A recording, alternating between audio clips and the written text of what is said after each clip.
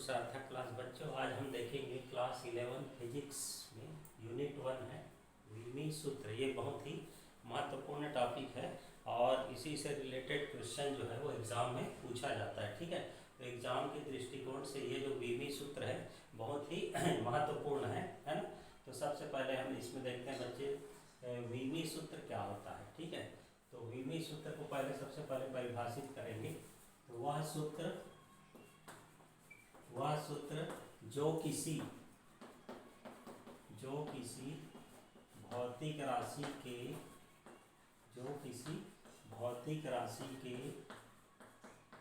व्युत्पन्न मात्रक को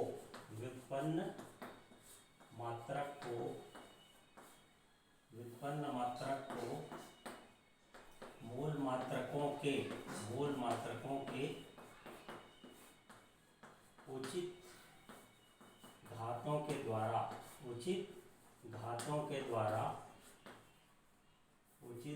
के द्वारा व्यक्त करता है,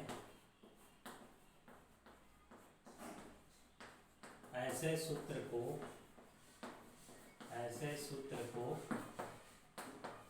विमीय सूत्र कहते हैं। ऐसे सूत्र को विमीय सूत्र कहते हैं। ठीक है, तो ये इसकी डेफिनेशन हो गई। ठीक है, विमीय सूत्र क्या है? तो वह सूत्र जो किसी भौतिक राशि के व्युत्पन्न मात्रक, जिसको हम डिराइव्ड क्वांटिटीज कहते हैं, ठीक है, मूल मात्रक है ना, फंडामेंटल क्वांटिटीज के उचित घातों के द्वारा व्यक्त करता है, ऐसे सूत्र को हम क्या कहते हैं? विमीय सूत्र कहते हैं। और जैसे कि हम जानते हैं कि मूल मात्रक जो है वो 7 प्रकार के होते हैं और व्युत्पन्न मात्रकों की संख्या अनंत होती है। ठीक है, तो विमीय सूत्र को लिखते समय विमीय सूत्र को इस फॉर्म में लिखा जाता है। ठीक है, m इसकी विमा a, l इसकी विमा b और t इसकी विमा c। तो ये a, b और c क्या है? ये घात है। ठीक है, इसको हम विमा बोलते हैं। तो a, b, c जो है यहाँ पर a, b, c क्या है? इसको बोलते हैं विमाएं। ठीक है, तो ये जो घात के रूप में रहता है इसको हम क्या बोलते हैं? विमाएं कहते हैं। तो m जो है ये द्रव्यमान का विमा है, l लंबाई का और t जो है वो समय का। तो जनरली हम क्या करते हैं? विमीय सूत्र जो भी लिखते हैं उसमें को इस रूप में लिखा जाता है। ठीक है, इसमें जो भी भौतिक राशि है उसमें अगर कोई भी विमा अगर अब्सेंट है, जैसे एक एग्जाम्पल के माध्यम से बता रहे हैं, जैसे एक उदाहरण लेते हैं, जैसे क्षेत्रफल, इसका हमको विमीय सूत्र लिखना है। क्षेत्रफल, तो सबसे पहले है ना, क्षेत्रफल इसके बराबर होता है जैसे आयत का क्षेत्रफल लंबाई गुना चौड़ाई।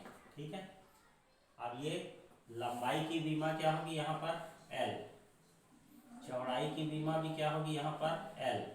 ये l का पावर कितना हो गया? 2। अब यहाँ पे देखो, क्षेत्रफल में सिर्फ हमको लंबाई से मतलब है, द्रव्यमान और समय से कोई मतलब है क्या? नहीं है। तो क्या करेंगे?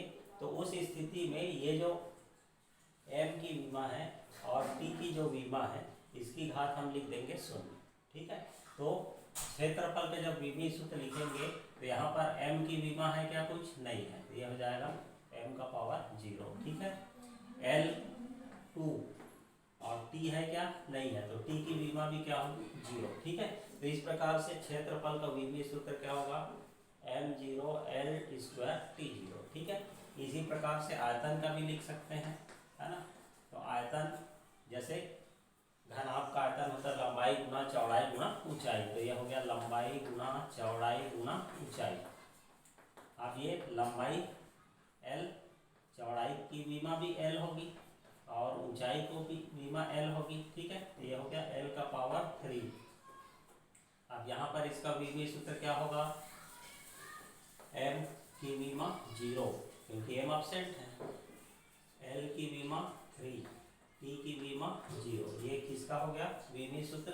तो आयतन का विमीय सूत्र क्या होगा? m0 l³ t0। ठीक है, तो इस प्रकार से विमीय सूत्र हम बना सकते हैं। ठीक है, तो विमीय सूत्र वह सूत्र होता है जो किसी भी भौतिक राशि के व्युत्पन्न मात्रा को, ये इसका व्युत्पन्न मात्रा करना है, लंबाई चौड़ाई, है ना, ये क्या कहलाता है, व्युत्पन्न मात्रा।